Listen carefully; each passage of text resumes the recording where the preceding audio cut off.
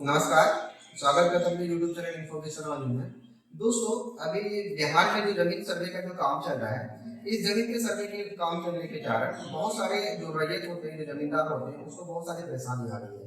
जब लोग एक दूसरे से बातचीत करते हैं तो उस बातचीत के दौरान ही बहुत सारे सवाल निकलते हैं और उन्हीं सवालों में से एक बहुत ही बड़ा मुख्य सवाल ये है कि अगर मान के चलते किसी भी प्रकार का हथियारी जमीन से आपने जमीन खरीदा है, ठीक है, जो कि 50-60 साल से उस जमीन का दाखिल खारिज नहीं हुआ है, तो उस समय उस जमीन का जो सर्वे होगा वो किसके नाम पे होगा? ठीक है, ये बहुत बड़ा सवाल हो रहा है और लोगों के अंदर में बहुत ज्यादा कंफ्यूजन हो रहा है। तो आज की इस वीडियो के माध्यम से मैं आपको बताऊंगा कि अगर मान के चलते आप 50-60 साल से या 100 साल से, यानी कि जितने भी ईयर से अगर आप अपने जमीन को बाय किए खरीदे हैं, ठीक है, और खरीदने के बाद दाखिल खारिज उस जमीन का नहीं हुआ है, तो उस जमीन को किस तरीके से आपको सर्वे करवाना होगा।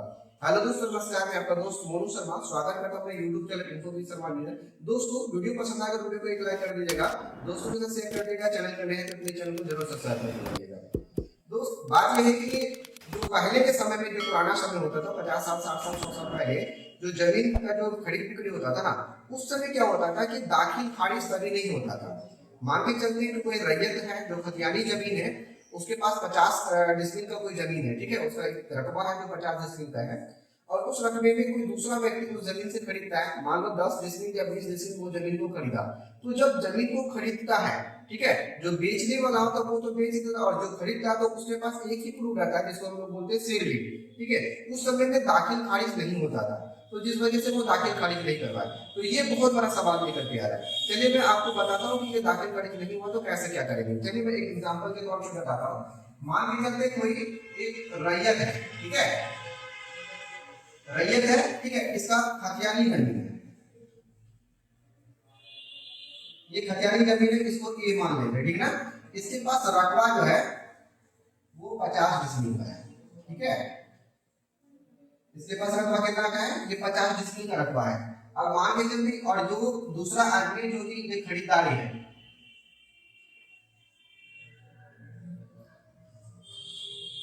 खरीदार है जो कि बी है, और इससे ये क्या किया है, ये 20 डिसमिल जो होता है वो जमीन को इन्होंने खरीदा है। तो इसका जो है रकबा टोटल 50 डिसमिल का था, और इन्होंने क्या किया, 20 डिसमिल का जमीन को खरीदा है। तो दाखिल खारिज क्या होता है, इन चीजों को समझिएगा।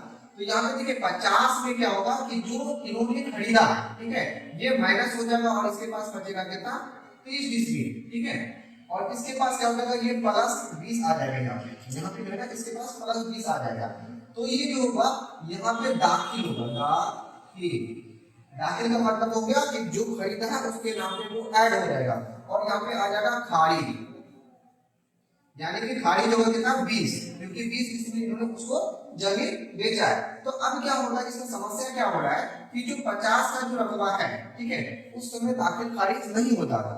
तो क्या होगा कि जब इसके पास जो रकबा 50 का था, तो ये 50 डिसमिल का रसीद कटवाना था, और उस समय रसीद कटवाने का जो नियम था ना, तो वो ऑनलाइन नहीं था। वो क्या होता है, एक रसीद को देख करके ही दूसरा रसीद कटवाया जाता था, तो अभी ऑनलाइन का समय नहीं था। तो ये क्या होगा, ये जो 50 में रसीद जो 50 डिसमिल का कटवाता था, तो ये 50 डिसमिल का उसी रसीद को दिखा करके वो अब तक क्या कर रहा था, वो 50 डिसमिल का रसीद कटवा रहा है, ठीक है।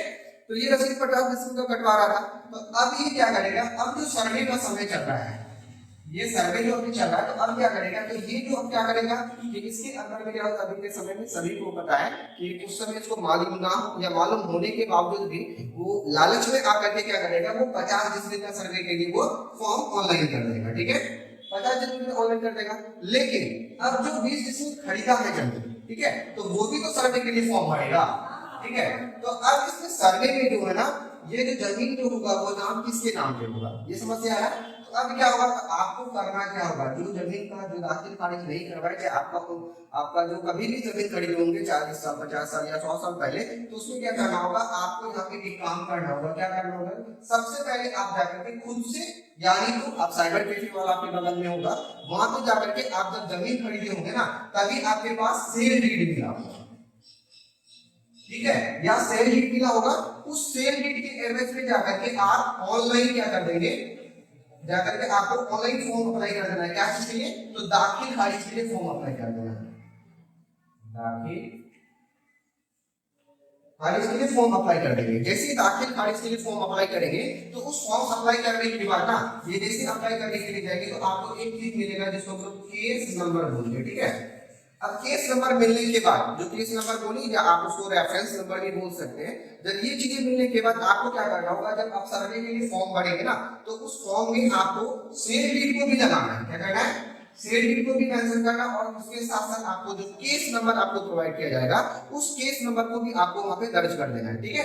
और अगर ये इंसान ये भी अगर 50 डिस्ट्रिक्ट का फॉर्म अगर भरा है सर्वे के लिए, तो जब वो सर्वे के लिए जो अधिकारी आपके गांव में आएंगे, आपके जो भी निजी निवास जहाँ पे भी आपका प्लॉट दिया गया है, तो वहां पे आएंगे तो सर्वे जो अधिकारी आएंगे तो वो डिस्ट्रिक्ट को मिलाएंगे, और मिलाने के बाद जो ये सेल डीड होगा ना, तो जिस समय आप खरीदते होंगे वहां पे उसका डिटेल सारा का सारा रहेगा, ठीक है। रकबा रहेगा, खाता किसरा रहेगा, और उसमें वहां पे मेंशन रहेगा कि ये खतियानी जमीन से इन्होंने ये क्या हुआ, जमीन को खरीदा गया है, ठीक है। तो वो सर्वे अधिकारी उन चीजों को देख करके आपको सॉल्व करके ये 20 डिस्ट्रिक्ट का जो है आपका ये आपके नाम पे चढ़ा दिया जाएगा, और ये जो 50 डिस्ट्रिक्ट का ये रसीद कटवाना था और इसका माइनस करके इसके लिए 30 डिस्ट्रिक्ट इसका जो बचेगा तो इसके नाम पे 30 डिस्ट्रिक्ट ही होगा, ठीक है। तो इस तरीके से वो सर्वे अधिकारी कर देंगे।